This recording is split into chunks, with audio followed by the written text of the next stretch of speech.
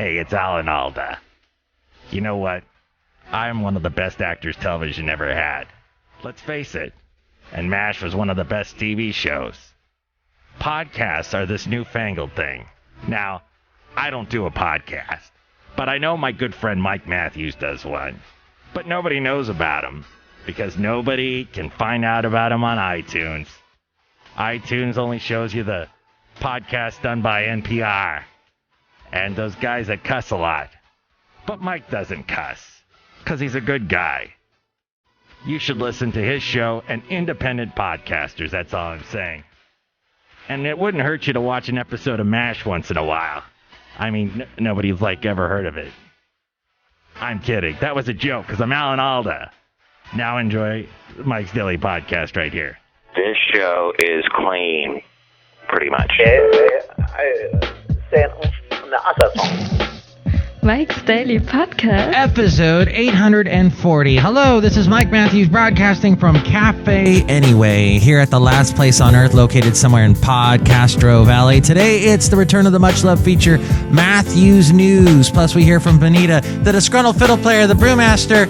And why don't people leave Ashley Judd alone? She's simply an angel dropped from heaven. She doesn't deserve this Twitter Mike's Daily Podcast abuse. Yes, Taylor says haters gonna hate, but some things you just can't shake it off. It makes you better. Mike's Daily Podcast. Now, about a week ago, I took that trip up north from here to Petaluma to enjoy some of their beer at Lagunitas Brewery.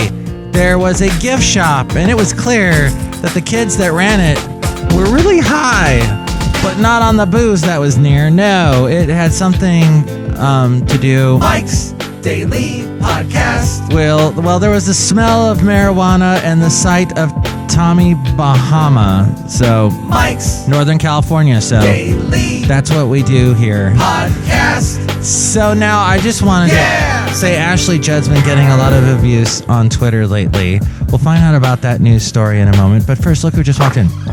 Hi, Mike. It's Benita, the rodeo queen. Hi, how you doing? And this disgruntled fiddle player tell you what. What? I heard you were talking with my brother or my nephew, one of those two. I think you might be both clam yesterday. Yeah, we had a conversation with him, or tried to anyway. That guy, man, he's got some really scary views. I'm glad he lives all by himself with your mom, or whatever she is to you. I'm not quite so sure either. Yeah, at this gift shop at Lagunitas Brewery, the kids that were running it, very high. And I noticed something because I had Basil the Boxer with me. As I told you on a recent podcast, they allowed me to take him on the tour with me. And so I discovered Basil likes high people. He likes them because they're talkative. They talk to him. They want to play with him. He likes that. He thinks they're fun. So he didn't want to leave that gift shop with all the high 20-somethings that were there. Look who else just walked in. Hello there, Mike. I make the root beer. I'm the brewmaster. Oh, boy. Brewmaster, what kind of root beer did you make following the theme of today? I made a special hemp root beer. Okay, that might get us shut down. That shuts down a lot of breweries. I'm not even going to drink that because I don't want to get shut down. Mike, you're such a... Oh my gosh, Brewmaster. You really want to shut down Cafe Anyway? I don't care. Well, anyway. Benita, yeah. So this whole thing with Ashley Judd, what do you think? Mike, I agree. She's beautiful. She's got the wonderful Naomi Judd genes in her to make her look so gorgeous and beautiful. Benita, I saw Ashley Judd when she was really young on an episode of Star Trek The Next Generation. They just showed that episode this past weekend, and I was like, oh my God, I forgot she was there. And she's like playing a love interest to what's his name, Will Wheaton. And gosh, she still looks fantastic now. Will, the facial hair makes him look like he should star in a Hobbit movie. But a player's gonna play, and hate. Mark, I love that Taylor Swift song. So the Ashley Judd story is that she is pressing charges. She's informing police about Twitter users who sexually harass her, and she's going to press charges against them. This according to TheGuardian.com. Judd, known for her 90s crime thrillers Heat and Kiss the Girls, as well as her current role in the Divergent series, said the amount of gender violence I experience is absolutely extraordinary, and a significant part of my day today will be spent filing police reports at home about gender violence that's directed at me on social media. That many people asked a recent television talk show to her, and she replied, that many people, that explicit, that overt. In another TV interview, she added, everyone needs to take personal responsibility for what they write and not allow this misinterpretation and shaming culture on social media to persist. And by the way, I'm pressing charges. Yeah, I loved you and Owen Meany. Apologizing for their content, Judd retweeted some of the messages that were sent to her, reacting to her own tweets about the March Madness college basketball tournament. Somebody said to her something like, what the heck do you even do, you stuck up bad word? What are you famous for again? And another one said, well, I can't even read that. Ashley said, when I express a stout opinion during March Madness, I am called a whore, other bad words, threatened with sexual violence. Not okay. She also retweeted other people's tweets that expressed empathy for her since they are also going through the same thing. Her stance comes as other female stars have stopped using the social media thanks to abuse. Rapper Iggy Azalea, who was recently impersonated by Kate McKinnon on Saturday Night Live, along with Chris Hemsworth, both of them doing the Australian accents. It was like the Iggy Azalea show. Very funny sketch. But she said recently that she is going to stop tweeting. She says it's too negative. Social media is too negative and draining, and she's handed her Twitter account to her management. While Lena Dunham said, I deleted Twitter because I'm trying to create a safer place for myself emotionally. Mark, I don't understand that TV show Girls. I think all those girls should move out of New York because they're not in a very healthy environment. Oh, okay. Maybe Lena Dunham will take that advice and cancel her show. Okay, I'm glad I can help. I gotta go. Bye, bye. I'm gonna go home watch the Griffith Show. What do you think about this whole Ashley Judd thing and the mean tweets and people that do negative social media and the whole thing with young, high 20-somethings running a gift shop at a brewery? It seems like the setup for a perfect sitcom. I did speak to one of the 20-somethings for quite a while. She gave me a complete lucid history of the beginnings of Lagunitas. I don't know how much THC was in her system, but it was a wonderful presentation. Email me, mikesdailypodcast@gmail.com, or read your comments on the section emails from email. Also email me there if you'd like to be a guest on the show or if you'd like to sponsor the show, mikesdailypodcast@gmail.com. There's also the website, mikesdailypodcast.com. It's a fantastic, scary, mysterious place where you can go and find where to listen to us in iTunes. Support the show by going to iTunes and rate and comment on the show there, and that helps us out. More people will find out about us so we don't languish in obscurity. Just like Alan Alda was talking about at the beginning of the show. He's starring in that new, really sad Notebook movie coming out. It's a Notebook sequel or prequel or something. 1 million people will go see it, mostly couples. Mostly men being dragged by their girlfriends and or wives. Mostly men trying not to cry, but suddenly going, oh crap, this movie's sad. And then there is also where to listen to us on YouTube, SoundCloud, TuneIn, Stitcher, Podomatic, Mixcloud, Spreaker Player, FM, and Ameristream Live. And also, you can catch my weekday radio show. I'm on a Connecticut radio station from 10 a.m. to 2 p.m. A link to where to catch that show there at mikesdailypodcast.com. Also, tell all your friends about the show through Facebook, Twitter, Instagram, Yelp, and Tumblr. Links to all of those places there at mikesdailypodcast.com. And there's the Amazon link if you want to buy anything through Amazon. Go through mikesdailypodcast.com first, and that helps support us if you go through that link and buy something on Amazon through that. Finally, there's the blog, the Daily Podcast Picture, and all my past interviews there at mikesdailypodcast.com. Matthew's News. All right, these are news stories that I have found rummaging through various papers and magazines that I thought you might find interesting. It's Matthew's News. And first, a little bit of Arlo. You can get anything you want at Alice's restaurant and walk Restaurants. Will Oakland be ground zero in a new movement to ditch restaurant tips? The latest dining establishment to do so is Homestead, a casually upscale neighborhood restaurant where chef owners Fred and Elizabeth Sasson plan to raise prices and eliminate tips in order to pay for the city-mandated minimum wage hike and to repair what they believe is a broken industry-wide business structure in which a server winds up making 3 times as much money as a cook.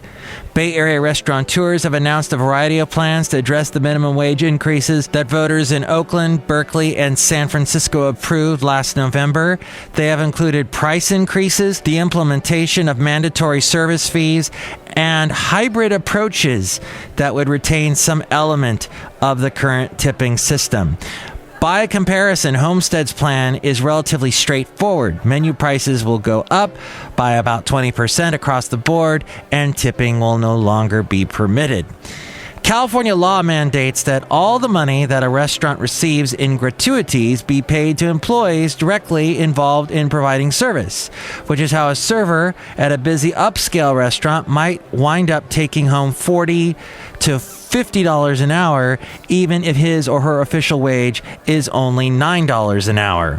What remains to be seen is whether servers currently employed at Homestead will leave en masse to take jobs at other restaurants that do allow tipping. This according to the East Bay Express.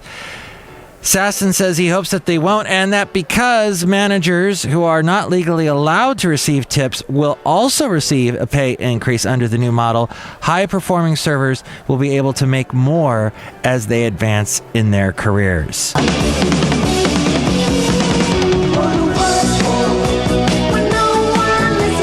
Words.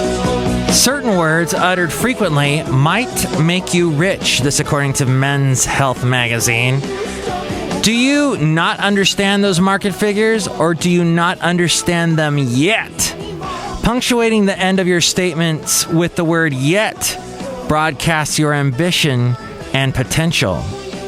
In a study from the University of Illinois, people who pumped themselves up using you solved significantly more anagrams than those who went with the first person I. Hey boss, when people work together on a tough project, they stick with it 48 to 64% longer than when they go it alone, a Stanford study found. Why? Collaboration makes the task more interesting and each participant feels more personally motivated. And stop wasting your precious time on bad ideas. Warren Buffett famously observed that successful people say no all the time. But when you shoot down the boss's plan, just be sure to replace it with something better. Got that, Republicans trying to repeal Obamacare? Little boxes on the hillside, little boxes made of ticky-tacky little boxes. Republicans love marijuana. Little boxes. Pushed by Christian brothers from Colorado and promoted by CNN's doctor on television Sanjay Gupta, a strain of marijuana acceptable for the church-going set is winning friends on the right. Marijuana, low in THC but high in CBD, that's cannabidiol, one of the many compounds in cannabis, has real value for people who medicine has failed. Specifically, it appears to treat kids with previously untreatable epilepsy, and it's impossible to get high off of it.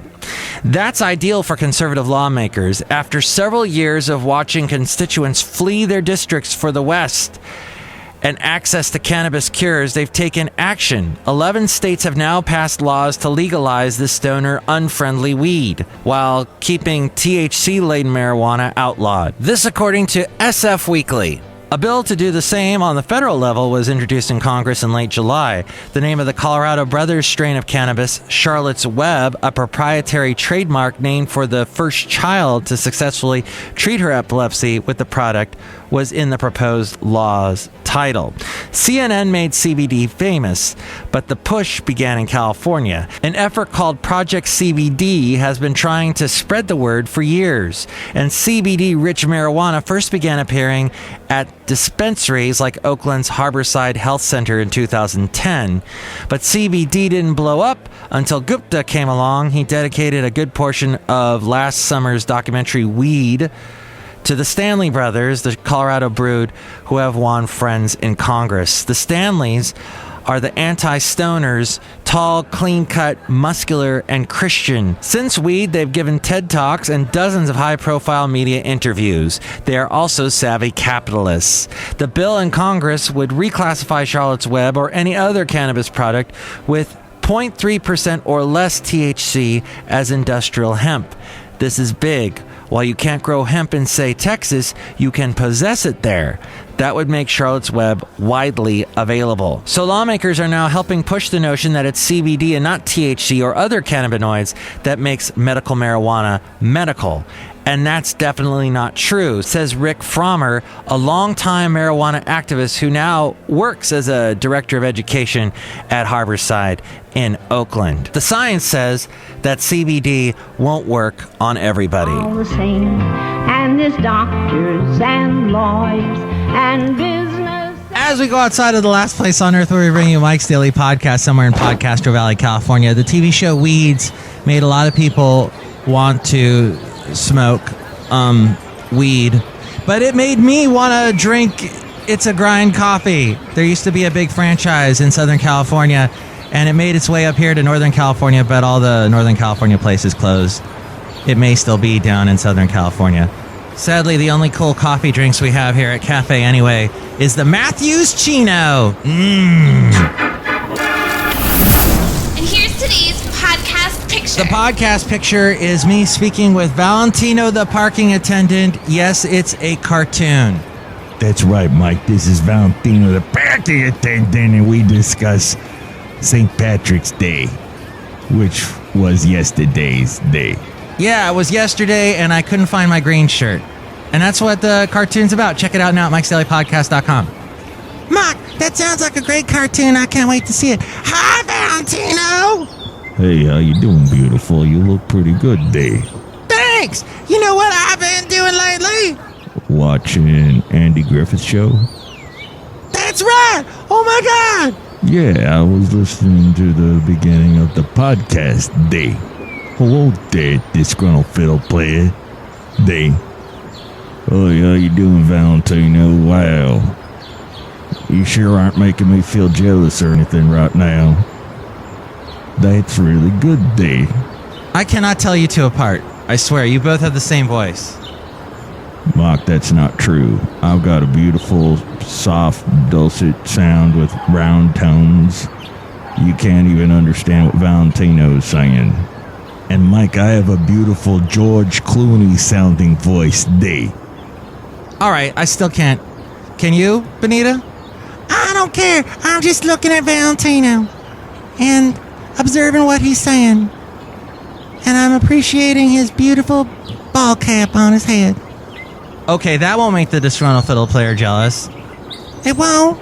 Maybe I should try harder. You three work that out. Next show, we're going to bring you a fantastic couple of songwriters. Singer-songwriters.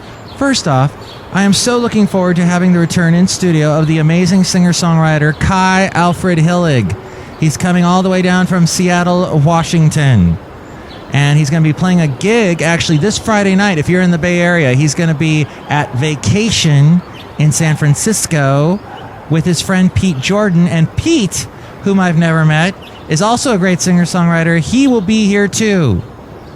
After the show, we'll be doing a recording and put it up on Mike's Daily Podcast in the Into an Interview segment. I can't wait. Plus, we'll hear from Madame Rootabega, Valentino, and Bison Bentley. Mike, what am I going to do with all this hemp root beer? You can just pour it outside here. Just pour it on the grass. Okay. Mark, by pouring hemp root beer on grass, does that make the grass grassier? That's a very good question, Benita. And it's so sad that we don't have John Deere, the engineer, to answer that or to tell us if he's still working on how to make a bionic Harry Reid. Mark, I don't care about that. Okay. Mike's Daily Podcast is written and produced and performed by Mike Matthews. His podcast is super easy to find. Download or listen to his show and read his blog at Mike'sDailyPodcast.com. Email Mike now at Mike'sDailyPodcast@gmail.com. See you tomorrow. Bye!